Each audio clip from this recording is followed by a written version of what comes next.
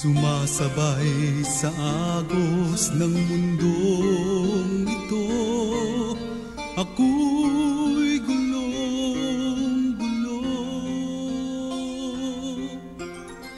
Tuburan sa panalangin, kini nga programa gimugna sa East Coast Gospel Mission, alas 6 hangtod alas 6:30 matag adlaw, aron ikaw matabangan nga maangkon ang tinuod nga kalipay, katagbawan ug kasiguruhan sa kinabuhi ug nga kahatagan sa kasulbaran ang naghingapin nga mga kabalaka, problema, mga pangutana nga sa dugay ng panahon nakahasol pag-ayo kanimo. Busa paminaw ug sa Dios ikaw panalanginan.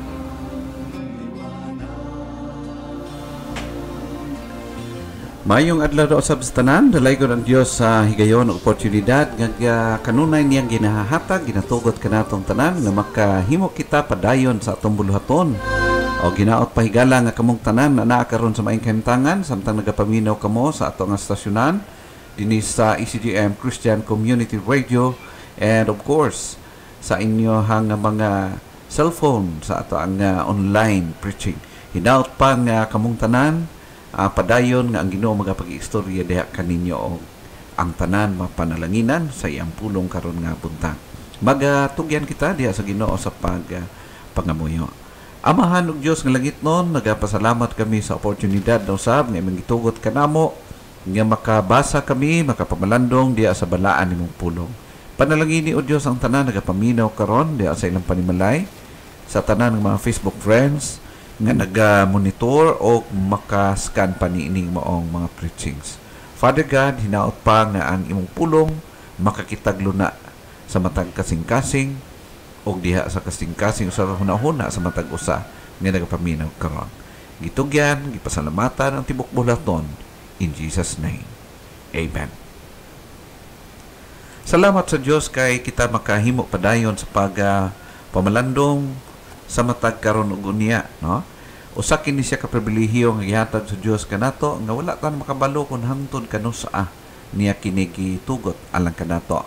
Nini nga buntag karon magahisgot kita sa usa ka basic usab nga hilisgutan nga maoy gisagubang giatubang nato sa atong pagkinabuhi ning kalibutana. Nagahisgot kita karon, magahisgot kita about overcoming the pain of a dysfunctional family. Muraga usa ka butang nga supposed to be atong ginasagubang na eksperyensyahan o rampant kaayo, common kaayo nga mga eksperyensya sa ato nga kalibutan karon. O mao kini ang gusto nako nga tutukan ngini nga buntag karon. Hinaot pa nga preparado ang atong mga kasing-kasing unahuna sa pagdawat sa mensahe nga atong pagtun-an karon, no? Overcoming the pain of a dysfunctional family.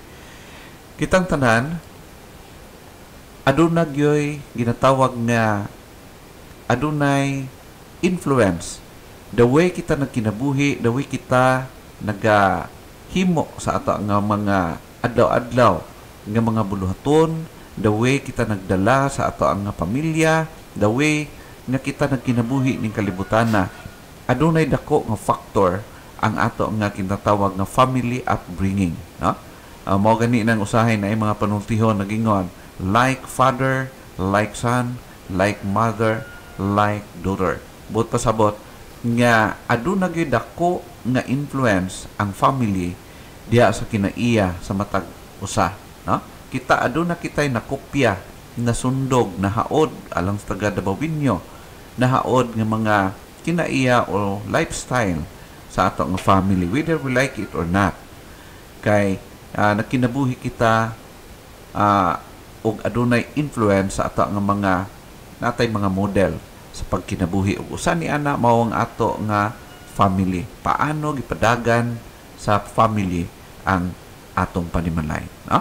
Mao kana siya og kita na epektuhan sa pagpadagan sa family nato before og sa ato apod karon hinumdumon nato nga naapod kini epekto the way kita nagpadagan sa atong pamilya ngadto sa atong mga anak, no? I believe nga this is very important topic also nga kinanglan matakil na to. Overcoming the pain of a dysfunctional family. Seems negative ang impact ni ini ang dating, pero mao kini ang realidad, and we need to be honest and we need to be teachable enough kung nagkaroon kita ni ini. Dili nato ipaglaban, dili nato dipensahan. Hinunoa, we should be humble diha tubangan sa Ginoo. Now, hinumduman nato igala ang ato nga kinabuhi niini nga kalibutan, usa ka kinabuhi nga kailangan padayon mga naay improvement. No? Ang pangutanan ng atong pagkatan-aon, what is a dysfunctional family? Unsa man ambot pasabot pastor? A dysfunctional family. Dysfunctional family is that which is not operating according to its original design, or nag-operate siya faultily, impaired, not working properly for optimal results. Now, hinumdumon nato igala nga ang Dios sa dihang gapundar siya, gatukod siya pamilya, aduna gid siya ay usa ka ginatawag purpose, ultimate nga plan, or ultimate nga handom o gusto nga mao kana ang mahitabo sa pamilya. Pero usa ka dako nga istorya nga ang ato nga unang maginikanan nabungkag, no, ang design sa Ginoo tungod sa nakasala ang atong unang ginikanan nga mao si Adan o si Eva. So nahitabo ang nag-start dito ang ginatawag natong dysfunctional family. Nag-operate siya, shall we say, nag-operate siya, pero dili na mao ang original nga design ang iyang nga nahimo nga function up to this day o hangtod sa katapusan. Ma-repair lamang kini completely, perfectly sa panahon nga moabot, balik ang Ginoo sa pagkuha kanatong tanan. While naapakitan ining lawas, under kita niini nga maong epekto sa pagka ginatawag nga dysfunctional family. Gusto na ko i-clarify nga walay pamilya ining kalibutana nga perfect. Ingon nga walay tao nga perfect. Ingon nga ang tao limitado o aduna siya daghang mga kapalpakan sa kinabuhi, buot ingnon nga ang ato usab nga pagpadagan sa tong family dili pod perfect. Dipiktuso pod siya. Dili siya nakaabot sa perfect standard or ginatawag nato nga original design of God. Mao kana siya ang realidad. Therefore, kailangan gid nato nga mubasag Bible, maminaw sa pulong sa Ginoo, maging teachable kita, muamin kita sa asa ta na mali, asa kulang atong mga practices, and then having that mo improve ang ato the way magkinabuhi ning kalibutan. Mao kana siya, kailangan lamang nato magbasa ta sa Bible, magtuon sa Bible, ang pagkaroon og ginatawag nga teachable heart, humble heart, kay nganuman ang dili teachable ka kasing-kasing di na gid siya mag-improve. Mao na gid siya, abi man niya okay na kay siya, pero mao ni siya higala atong timan-an. A dysfunctional family is that which is not operating according to its original design, or shall we say a God perfect design. Wala siya nakaabot niya ng standard. Now, what have we learned about dysfunctional family? Unsa may ato dapat mahibaluan o dapat natong hinumdumon? Unsa ang mga epekto o unsa ang mga impact sa pagkaroon og dysfunctional family? Una, dysfunctional families left to themselves produce dysfunctional children. Of course, amo nang ginaingon pa family nga upbringing sa family mo effect, mo takod, mo tabok ngadto sa atong mga anak. So kung dysfunctional ang ang mga parents, ang ato padagan sa family dili siya ginatawag nga design, mao ang godly or perfect design, original design of God. So therefore, ang ato pong mga anak makakopyar po na sa toa. So mao na mahitabo nga dysfunctional gihapon ang ilang matukod nga panimalay later on. Siguro mag-improve man siya depende kung nag-learn sila something nga maayo. Positive, nag-reject niya ang dili maayo o gi-adapt niya ang maayo gikan siyang nakita o na-experiensyahan diya sa atong panimalay. No? Mao kana siyang una. Dysfunctional families left to themselves produce dysfunctional children. Mao na ampingan jud nato atong pagkinabuhi atong pamilya. Kay ngano man naga-produce man ta og another family later on. Mao na nga kailangan gyud nato, no? Og ikaduha, dysfunctional families require an intervention to break the cycle of destruction. Of course, makita na to nining kapanahunan nga naagay mga ginatawag nga families, mga worst kaayo nga mga senaryo sa mga family. O ikaw mismo higala kung nagkatanaw ka, maka-observe ikaw sa imong palibot, daghan kaayo nga mga grabe gyud, mga worst kaayo dysfunctional families. No, na ay klase na di nato mahurot og pang-mention kana og makita ato grabe kaluoy, no? Kailuhay isab sa mga family nga ato makita sa ato nga palibot. Og mao kana siyang atong una makita, no? Ma-learn from them. Dysfunctional families required an intervention. Kailangan silang tabang to break the cycle of destruction. Mao gani na natay mga bantay bata, mao nang naay ginatawag nga naay ginatawag women's desk, or naay daghan nga mga gitukod ang atong panggamhanan, mga pamaagi nga matabangan ang pamilya nga patinluuyag yun, no? Dysfunctional ng mga families, no? So mao kana siya atong masabtan tungod kay ang mga pamilya nato is under attack sa kalaban. Sa una pang panahon nagsusugod, up to this day nagka-worst siya nga nagka-worst. Na not only that, genuine recovery never begins until a person hits bottom.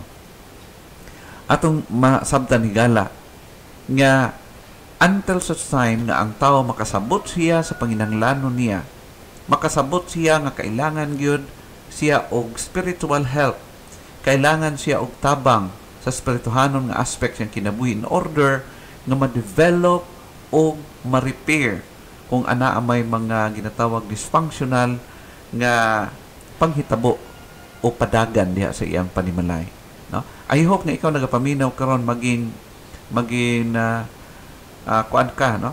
Tan-aw na to ang sarili nato atong manamin kita sa atong sarili, dili na lang nato tan-aw ng uban, but ang ako nga desire nga bawat isa sa ato nga makakuha kita og sarili nato nga application out of this sa atong matun-an karon. Until such time nga ma-realize nato nga wala da itay mahimo, kailangan tagtabang, dili magsugod nga mag-desire ta nga makarecover, ma-develop ang ginatawag nato original design of God concerning sa ato nga family. Ikaw pa, genuine recovery is never complete until a person has helped another person recover. Kana bitang ginatawag na to nga gubot nga pamilya, guba nga pamilya o niya gibuo sa Ginoo. Kana bitang na-repair ang ilang pamilya sa Ginoo. No, of course, I don't say nga naanay perfect family. Kung ikaw moduol sa Ginoo nga perfect na imong family, no, I don't say that, because niining kalibutan wala gyud perfect na family even sa mga pamilya sa mga Kristohanon. Pero ato makita na ay mga pamilya nga okay gyud siya, no? Okay kung sa kompak ang sa human standard, okay na siya. Dili lang sa God standard, kay kung ang God standard perfect man gud siya. So mao na siya, no? Ang genuine recovery is never complete until a person has helped another person recover. Ang point is, kana bitang nakaagi ka o pagkaroon sa dysfunctional family niya, na-repair nimo sa imuha ng panahon, na-repair nimo kadtong dili maayo nga padagan sa una sa imong pamilya, na-repair nimo, na-check nimo sa imuha na mismo nga pamilya, o kadtong nakita nimo nga mga bad mga practices sa imong family before, imong gi-check, giwala nimo ang bad, gipulihan nimo og maayo. That's the point. Og mao kana siya ato makita igala. I hope nga ikaw karon nagapaminaw, imong isipon usab nga kailangan pa kita og more improvement sa atong family practices. Now, ni anang tanan, hinumdum mo na to nga walay laing tambal niya na igala. Mao ang Ginoo. And our God, aduna siya ginatawag nga solution for dysfunctional families. God's solution for dysfunctional families. Aduna siya solusyon nga kung ma-follow siya, madawat sa matag usa, aduna siya dako gyud kaayo nga benepisyo kahimuan diha kanatong tanan. Una, dapat nato masabdan ang problema. Unsa man gyud ang gamot sa problema o unsa ang hinungdan sa problema. Usahay man gyud ang atong nakita karon sa atong sosyedad is mao na ang bunga. Na moingon tang anong naamay mga kabataan, mga badlungon kay palayaw diha sa kalye. Nganong naama na sila. So kung imo nang tugkaron higala, kung imo nang i-search, imo na siyang investigate pag maayo, muabot na, musangko na dito sa ilang panimalay, pinasagdan na sa pamilya, wala na provide sa pamilya ang ilang mga need. That's why naglatagaw sila o naningkamot lang in town. Mao na nga makita nato no, murag ang kanang mga kabataan nga naglatagaw diha sa ato nga kakalihan. Makita nato nga ang lawom kay ang gamot ni ana, luoy kay kana biktima na sila sa ginatawag nato nga dysfunctional family, no? Ang una nato himuon is to examine the problem. Now, higala, unang butang, we are all members of a dysfunctional family. We need to understand this. Kinanglan masabtan nato nga kitang tanan miyembro usab sa usa ka dysfunctional family. Akong gi-mention earlier na wala may usa ka nato nga perfect as individual. Ingon sa pulong sa Ginoo, we are all sinners. And therefore, tungod kay kita makasasala, we are not perfect, impossible for us to build a family that is perfect. Common kayo siya. Common, o sayon kayo nga sabton. Self-explanatory.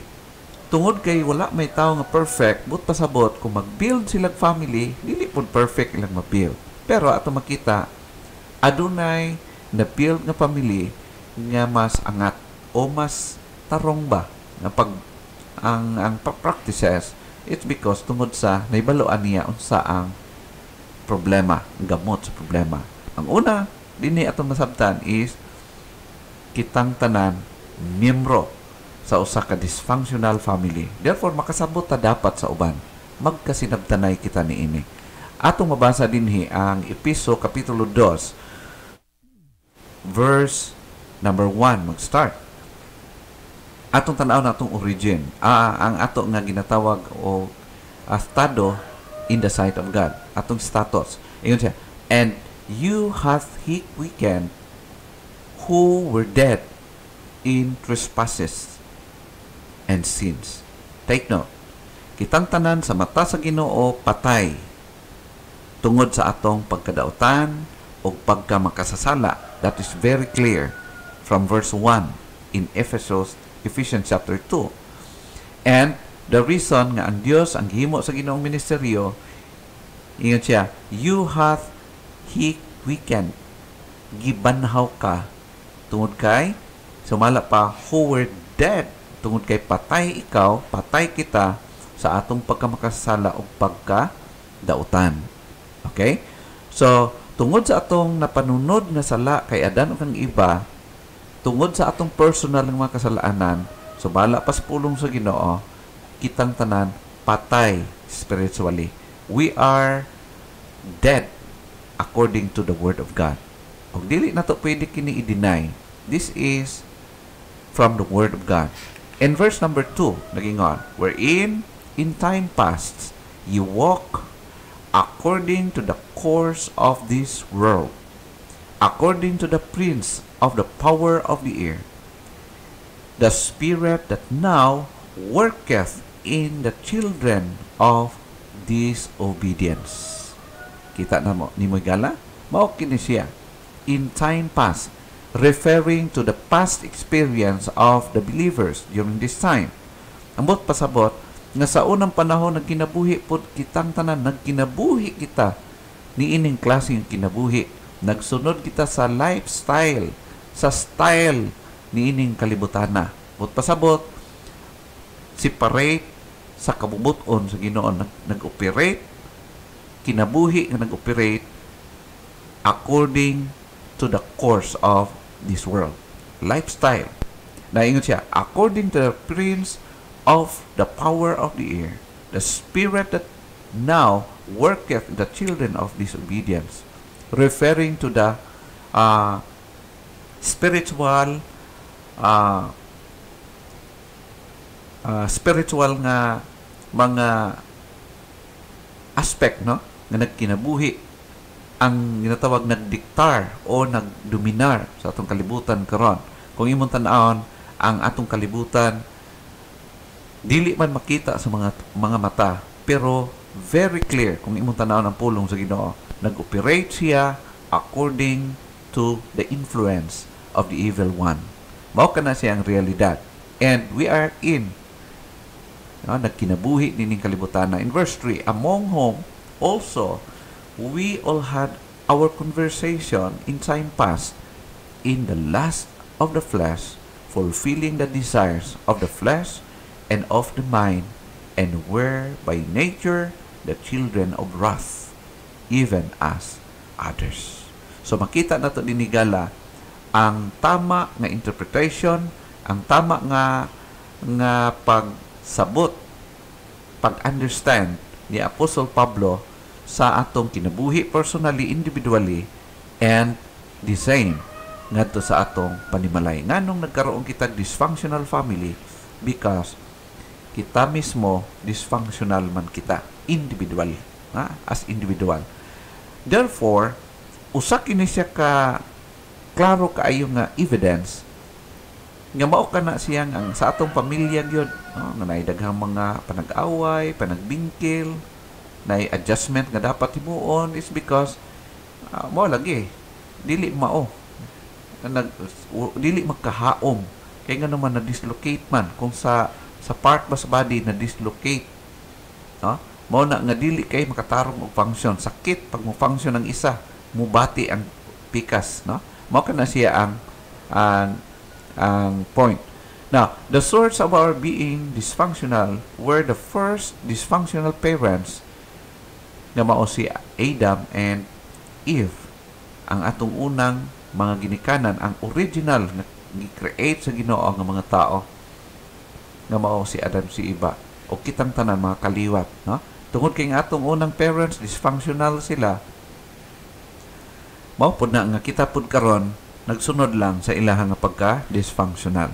Now, kung imong tan-aw ni gala, pwede na to expound kining paano o unsa ang mga evidences nga naging dysfunctional ang family ni Adam, ni Eve after nga nakasala sila.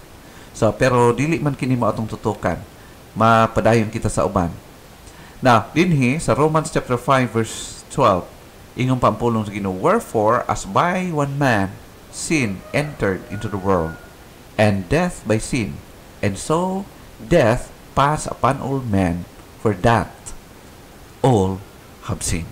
So klaro kayo na si Apostle Pablo ang clear kayo yung understanding concerning sa pagka-inherit na to sa ginatawag nga kasalanan o kamatayon. Nag-abot ka na to tungod sa atong unang ginikanan by one man, referring to Adam, the first created being sa Ginoo. Mao kana siya gala ng realidad kung imong tan-awon sundon ang pulong sa Ginoo. Now, not only that, kailangan po nato ang proper understanding of God's solution. Unsa man ang solution nga gihimo sa Ginoo o kay pwede nato magamit aron mag-improve ang ato nga pagkinabuhi, maiwasan o ma-repair ang mga dysfunctional families.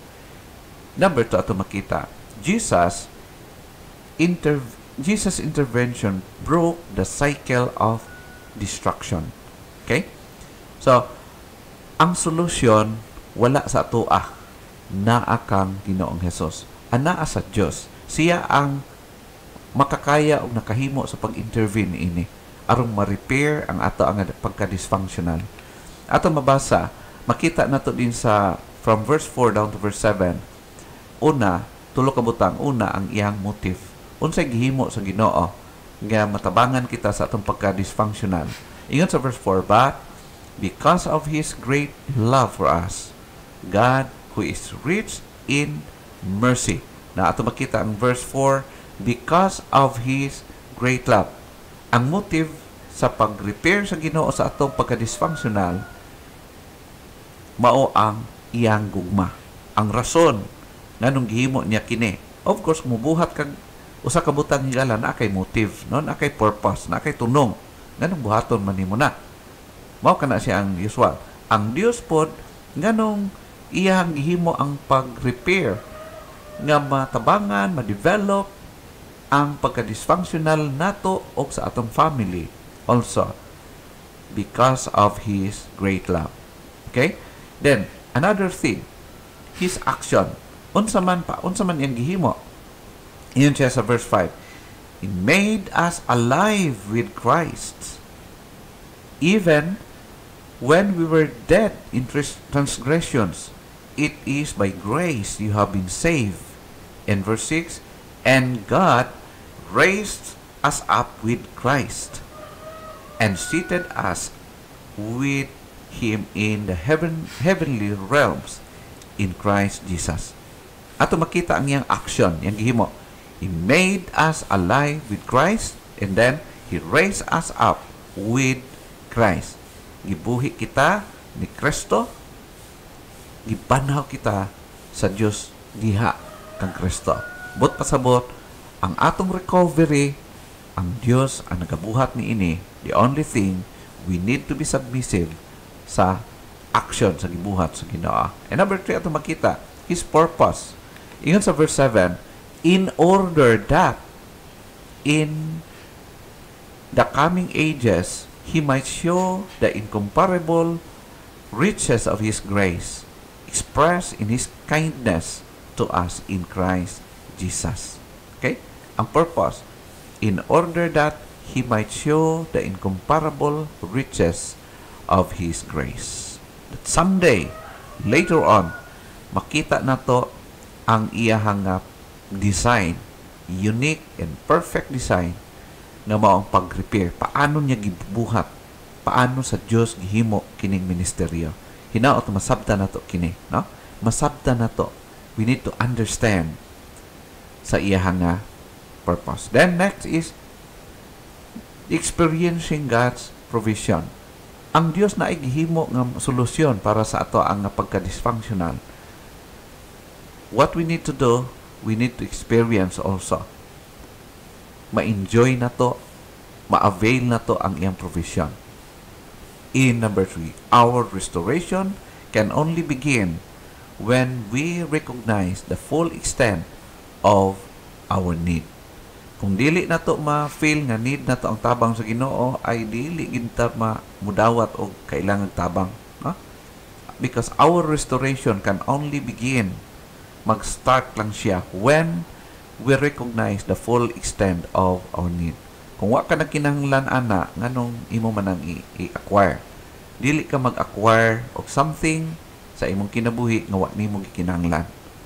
Gikinahanglan nimo mao nang gi-acquire nimo. Now, kung wala nagkinahanglan ang usa ka tawo niya ma-realize nga kailangan niyang tabang sa Ginoo aron ma-repair iyang pagka-dysfunctional, individual, and even sa iyang family, dili niya kailangan ang tabang sa Ginoo. O kung nasabdan na to, nga kailangan na to kana, we need to experience it. Paano na to ma-experience ang provision sa Ginoo?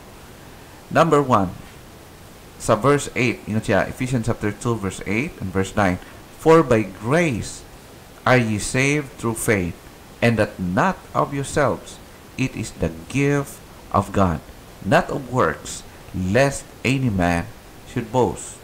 until such time nga masabtan nato nga ang provision na ara sa Ginoo makuha nato, ma-avail nato diha lang sa Ginoo gikan, dili nato maangkon ang tinuod nga solusyon. Kay nganuman ingon ang pulong sa Ginoo, it is by God's grace and padawat sa tao through faith. And that not of yourselves, it is the gift of God.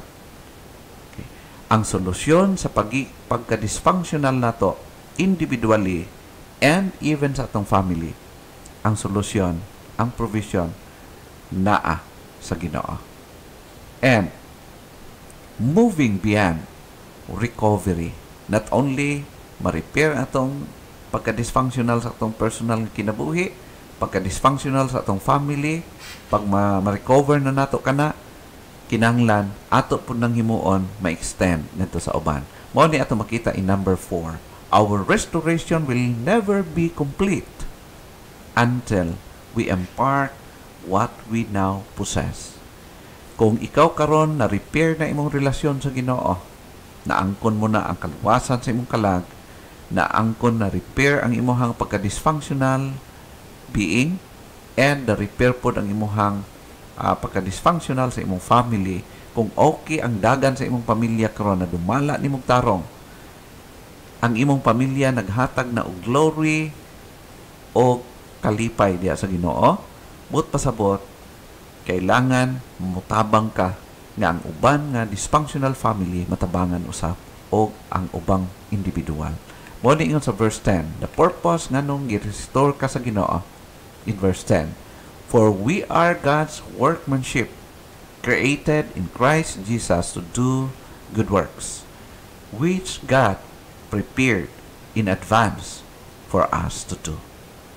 Kung ikaw karon na-restore na ka sa Ginoo, ang imuhang pagka-dysfunctional as individual, na-restore na sa Ginoo, kung ang imong family okay ang dagan, na dumala nimo imong family rightly, accordingly sa plan sa Ginoo, kada bitang pamilya nga nagadaig o nagahimaya, nag-alagad na sa Ginoo, malipayon buong ang pamilya, wala nagkawatak-watak, kabalo kay gala aduna na kay karapatan, authority, o ang imong family or life's testimony magamit na kana nga maging good witness, evidence sa gahom sa Ginoo nga pwede di reperon sa Ginoo ang mga nangabungkag nga pamilya because of you, no?